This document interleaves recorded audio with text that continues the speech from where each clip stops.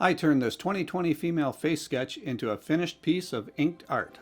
Hi guys, Jim here, and in this video I'll show you exactly how to take one of your old drawings and bring it back to life. This is perfect for beginners or returning artists who have pages of old sketches and want to upgrade them without starting from scratch. It's also a fun way to start your character design journey. So here are some of the changes we'll make to the original sketch.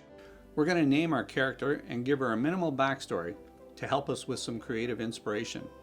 We're going to refine the original proportions, redesign her expression, fix mistakes with simple tools, add some jewelry, clothing, personality details, repair ink spills using tricks I picked up the hard way, and rebuild the drawing into a clean, finished character. From sketch redesign to inking to final polish, I'll walk you through each stage and explain why these upgrades work. And the cool thing is, once you learn this method, you can recycle any old sketch in your sketchbooks and turn them into new art. It's a new sketching superpower. I'll also give you a long download list of sketch, recycle, and repurposing ideas for all your drawings. And make sure you stick around because near the end I'll show you the paper patch and acrylic white paint trick I used to save the drawing after an ink spill. So the first thing I really wanted to do is give her a friendly open-mouthed smile, and that would require me to redraw her jaw. So that's what I set about to do.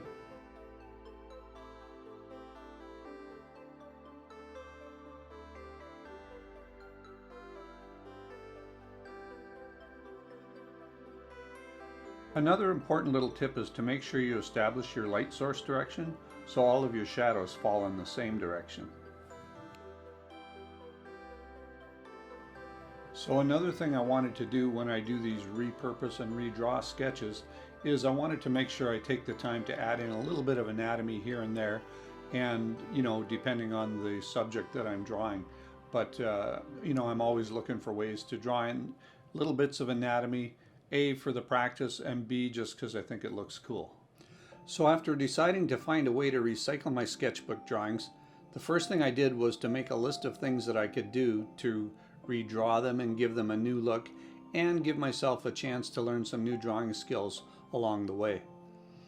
And then I went online and found tons of reference photos for things like jewelry, clothing, hairstyles, face expressions, and anything I could think of. And although it was a lot of work, now when I want to redraw a sketch, I can just open up a few folders and I have tons of ideas and inspiration to start drawing with. Another major thing I think makes drawing and creating characters easy is to create a story for your character. And it can be as simple as my character is putting on makeup, or my character is skateboarding, or my character is a superhero and her powers are, or his powers are, strength and ability to fly. Whatever you want. Now in this case I decided Indigo is a telepath, and of course she will have indigo colored telepathic energy waves and an indigo colored glow when she's super powered up or angry, or feeling romantic for that matter. And she's got a gentle boho flair, hair charms and a soft expression, but underneath she's a smart, tech savvy, athletic telepath. So any little backstory you can create will help you come up with ideas for your drawings. And I'm sorry about cutting off the bottom of the page there when I was drawing, and I'll try to be more careful about that in the future. But one thing I can say is when you're drawing hands, get some reference sheets in front of you and use them if you're having trouble drawing hands. It'll just save you a lot of time, and you're learning along the way. The more times you look at something, the better you're going to remember it in the future. So get references, have them in front of you when you're drawing, and that'll really help you with things like hands. Now here I'm just having some fun with the hair, fleshing it out a little bit and giving it a bit more flow. And now I'm going back into doing some jewelry on the hands, and I saw this thing online where there was this piece of jewelry that was a ring, but it had a snake attaching the ring to a bracelet on the girl's arm, and I thought that was pretty cool. So I decided to do my own version of it here, and luckily I put the sheet of paper in camera view so you can see that. But anyway, get inspiration from wherever you can. Next, I decided I would give her a nice cross on a chain, and that was a good learning experience. It made me realize that if I'm going to do jewelry, I'm going to have to learn more patience, because drawing out chains is not my favorite thing to do, I realized. So that's something I'll have to take into account when I decide how much jewelry I want to draw. After looking at some other things online, I saw some girls wearing some lace tops, and I thought, oh, that would be really cool to draw. And I didn't realize how much work I was in for when I decided to draw these lace patterns. But anyway, they look really cool, and they were fun to do, though a little bit tricky. So yeah, then I started looking up lace patterns and things like that, and it's actually very interesting, especially in the past when they didn't have modern technology and they had to make all these lace patterns by hand, which made lace worth more than gold, literally, because of the labor that was involved to make it. Anyway, so from about 1400 to about the early 1800s, everything was done by hand. And then in 1808 to 1813, a guy named John Heathcote invented the bobbinet machine, producing net lace. And then later in the 1800s, more machines were made to imitate handmade patterns. So it's a pretty complicated thing. And it was tricky enough just to draw. So when I'm doing this jewelry and stuff, I found it a little hard to do with my regular 2mm size pencil lead. So I had to switch to my, I think it's 0.07 size lead to do this ring. And anyway, as you'll see later on in the video, I make a big mess of everything because I spill some ink right here. But anyway, we'll get to that later on. And here I'm just touching up the eyelashes again. And yeah, and then putting in some of these little face accents here.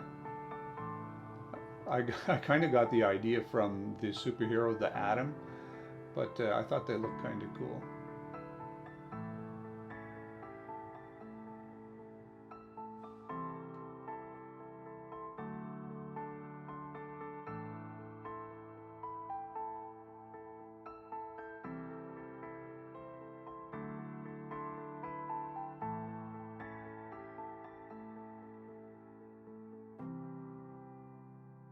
So here's where I'm actually adding in the lace now, the lace patterns on the shoulders. And yeah, it was a lot of fun. But I'd never drawn lace before, ever, so it was quite a learning experience. And I'll have to do a lot more before I can say I'm actually very good at it.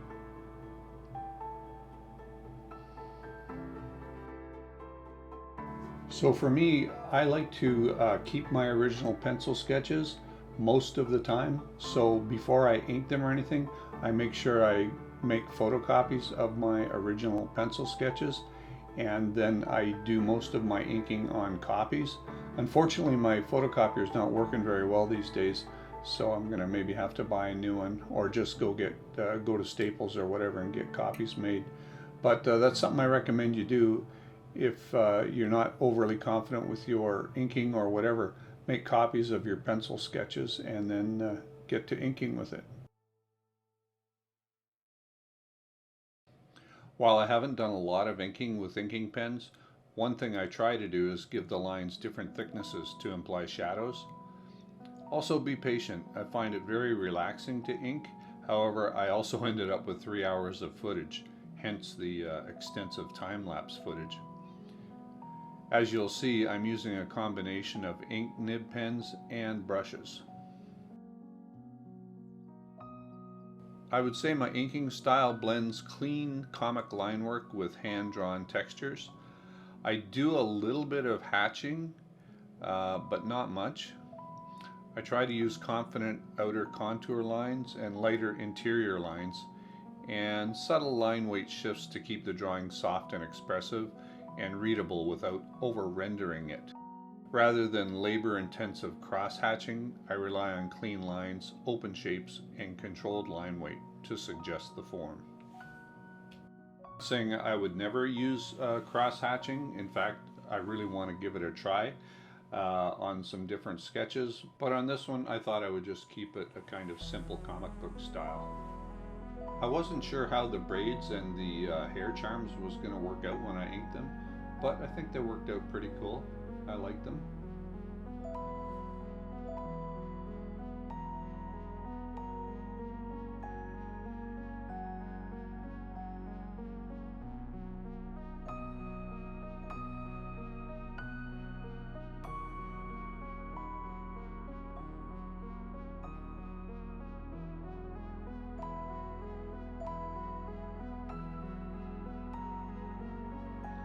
So I thought I would use a brush here to get the bigger shadows in place.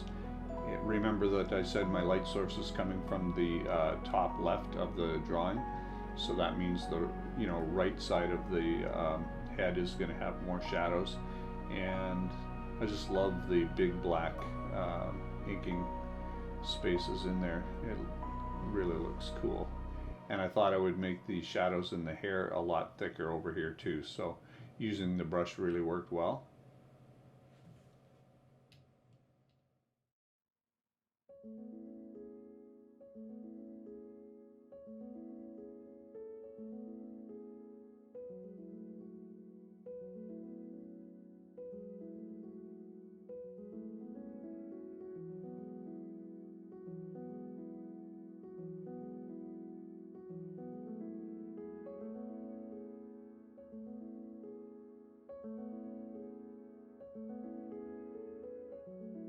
And here I'm just cruising along using the ink pen, and here comes a disaster right there. Oh, there was too much ink in the pen and I made that big glob. So I got out my paper towels and tried to clean it up a little bit. And then I wasn't really sure what I was going to do, so I just kept on inking and was trying to think of what solution I would use to clean up that mess on the hand, and it eventually came to me. Here I'm turning the page so I can get the lines at the right angle for the eyebrows. I think they turned out really well.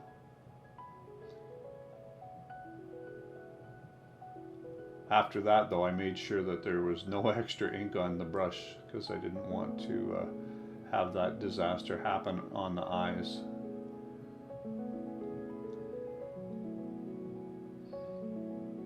But this was a lot of fun inking, and I really thought the eyes turned out expressive and really nice. And the smile too, for that matter. More patience as I do those chains on the cross there, jewelry. And here I do put in some hatching on the neck, and it worked out well. I didn't want to overdo it, but I wanted to try a little bit of hatching there to create the neck shadow.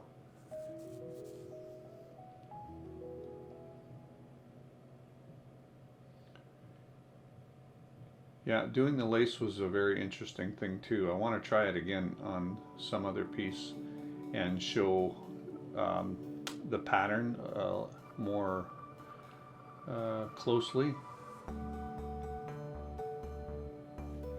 I don't know if you guys can see the mistake that's in the drawing right now. It's like an AI mistake, so see if you can find it. And I think it happened because of the ink spill, and then I lost track of what I was doing. I'm not going to say what it is, but see if you can spot it. I fix it later.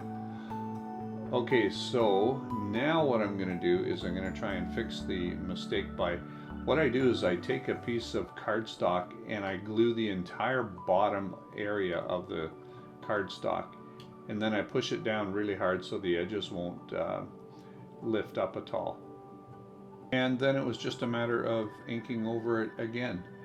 And also just a little while ago you might have seen where I just took the nib off a pen and I dipped it in white acrylic paint and put in those highlights on the eyes, and then cleaned up a few lines that I wasn't happy with earlier on. So yeah, if you guys are enjoying this, let me know, and I'm going to be doing a lot more of these. So if there's any subject in particular you would like me to cover, just let me know. Leave a comment.